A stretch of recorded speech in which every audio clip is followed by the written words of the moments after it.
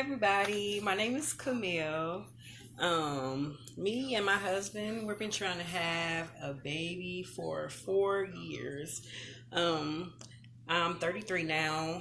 I got my tubal ligation in 2006 after my last baby. At that time, I had 3 kids. The first pregnancy were twins, and this one I was a single baby. 3 kids. My husband has 2 kids of his own, so we have a total of 5 altogether. He is currently 48. Um, so after we got together for a little while, we just decided we wanted to have a baby together. Just one, maybe two, whatever God gives us. So we did the tubal reversal in 2014 of May.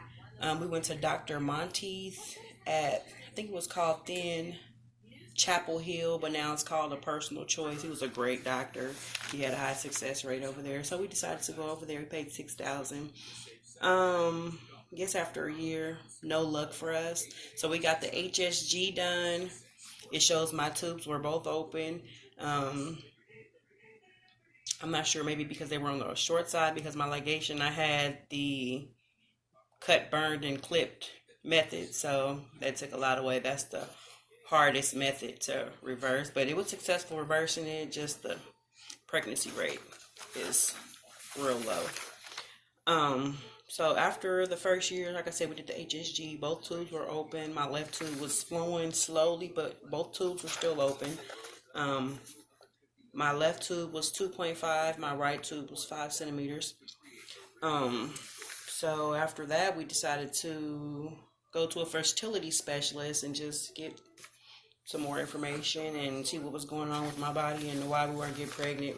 My husband did the semen analysis. His was perfect. We did two IUIs, one without medication and one with fertility medication. No success with that. We have labs. We've done everything that we could have done in order to try to conceive that way, but no success with that. Also, they just called it unexplained fertility. So I just kind of gave up with that because everything was costing a lot of money. Every time we were doing this, it was money, money, money. So we just kind of gave up and said, let's just try this the natural route. If God wants to bless us, then He will bless us. During that time in 2015, when I was getting my IUIs at the fertility clinic, they also diagnosed me with having PCOS, and that's polycystic ovarian syndrome, for those that don't know. I've always had the symptoms that they described to me, but I never knew anything about it. Like, at the age of 12 is when I first started my first cycle. I didn't know that my period was supposed to last 7 days or less, but when I was 12, my period lasts for 30 days. It just kept going and going, heavy bleeding. I just finally asked my mom. I never said anything to her because I didn't know. I assumed that's what it was supposed to do. I'm like, Mom, is my period supposed to go this long? She was like, no, girl. So Herbert took me to the doctor, and they had to end up putting me on birth control to stop my period because it wouldn't stop. I have the little bitty, they say you have little facial hairs, or I don't know, and then the little polyps, or you produce more eggs than normal. You ovulate maybe different. I might ovulate earlier in my cycle or later in my cycle, so it kind of, it just varies. It's your cycle, and your body does whatever it wants when you have PCOS, basically. After that, we just gave up for a couple of years. Now, it's 2018, and a month ago, we just decided, like, hey, we about to try this IVF process. We're going to try this one more time. So we got on Google and started looking up IVF doctors, and we came across Dr. Silver from St. Louis Infertility Center. We chose him because, of course, he's less costly than the ones that we've seen everywhere else. He has the highest success rate, and he also he was the first doctor to introduce IVF in the United States also. So he has got a lot of good things about him that we just decided, okay, let's go with him. And then we went for our first consultation. I'm looking off my notes too, guys, so bear with me. We went to our first consultation with Dr. Silver in October 18th. He looked at we sent all the paperwork in ahead of time, just like you would for the reversal.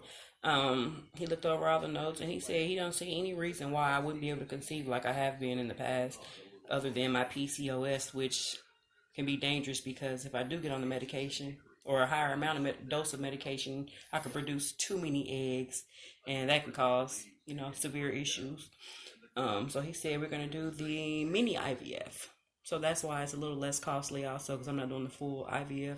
I'm doing less medication since I'm already producing eggs. I just produced too many of them.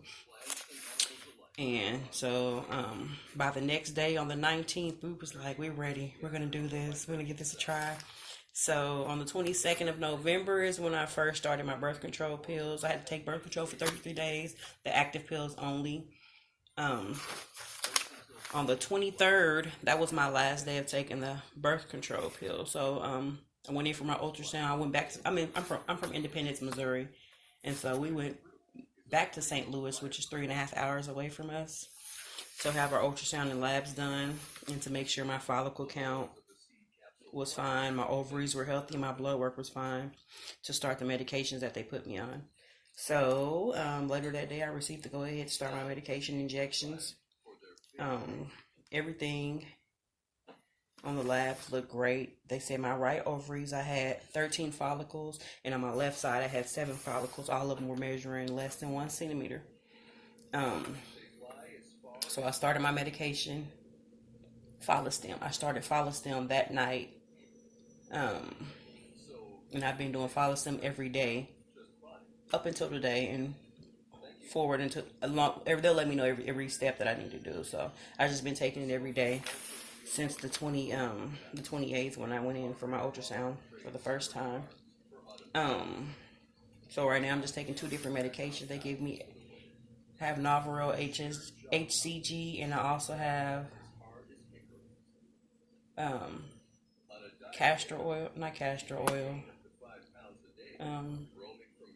You know what? I'm confused right now talking on this camera, so forgive me, guys. Let me go see the name of this medication so I can tell you guys correctly.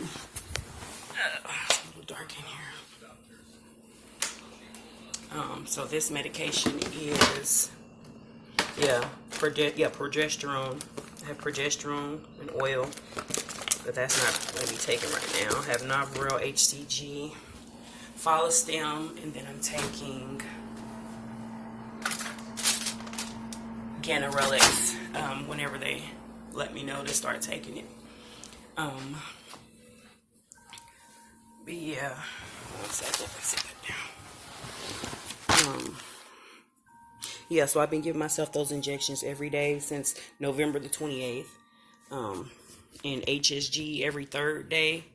I just started the HCG Saturday, which was the 1st of December. I came back to St. Louis on the 2nd to start my stem start monitoring.